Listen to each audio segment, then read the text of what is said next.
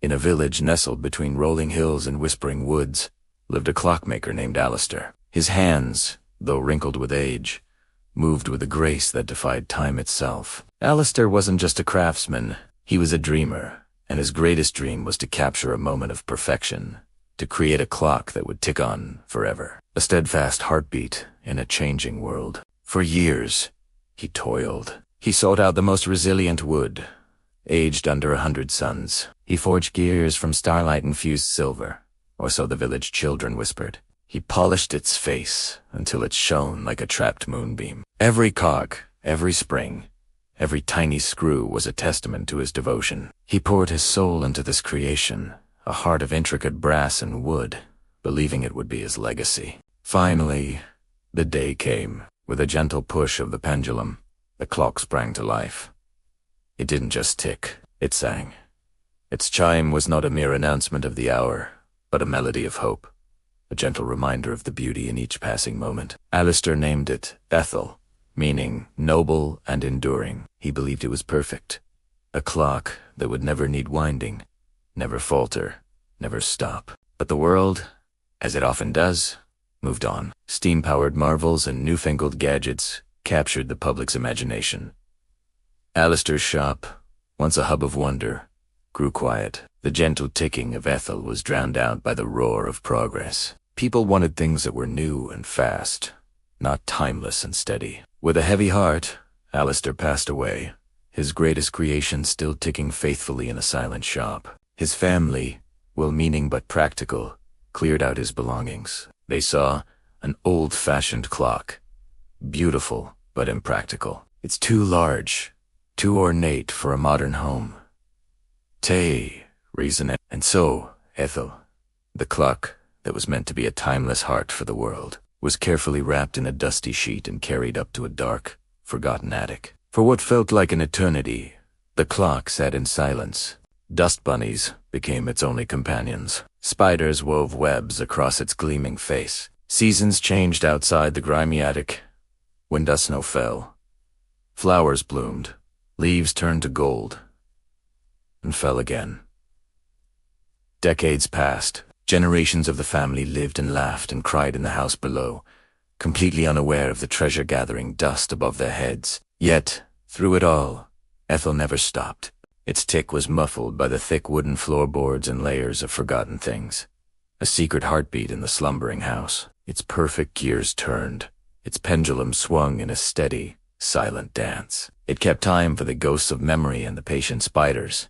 Its purpose hidden, but its spirit unbroken. It was a gift waiting for its moment, a song waiting for an ear to hear it. One crisp autumn afternoon, a young girl named Lily was exploring the old house. She was a curious child, with eyes that saw magic where others saw only dust. Drawn by a mysterious creak from the ceiling, she discovered a rickety ladder leading to the attic. Pushing open the heavy trapdoor, she was greeted by a cascade of dancing dust motes in a single sunbeam. The attic was a labyrinth of forgotten histories, old trunks, stacks of books, a rocking horse with one eye. But something else called to her, a faint, rhythmic sound, almost too soft to be real.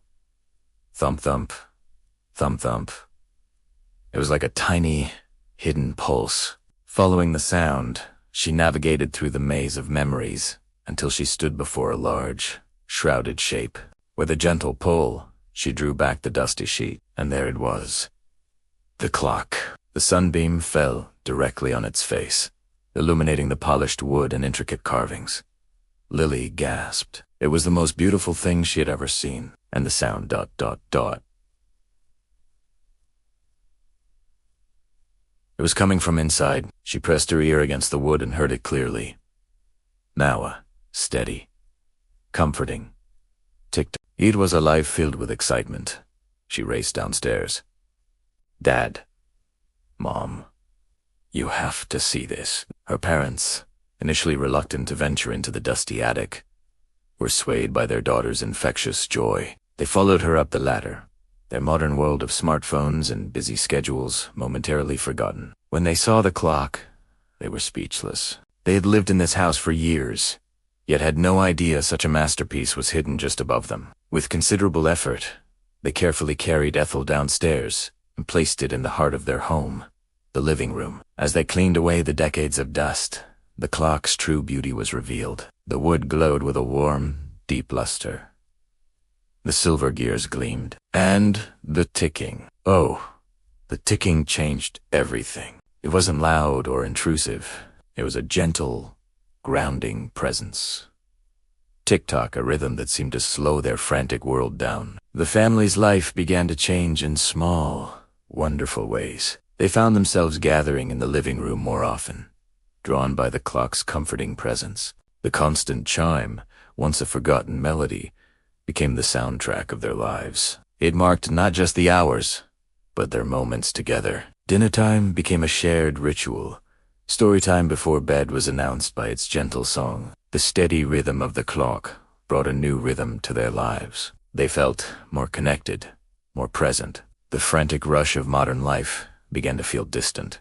The joy that Lily had felt upon discovering the clock spread through the entire family, reviving a sense of togetherness they didn't even know they had lost. The house, which was once just a place to sleep and eat, finally felt like a home, with a warm, ticking heart at its center. Alistair the Clockmaker had dreamed of creating a gift for the world.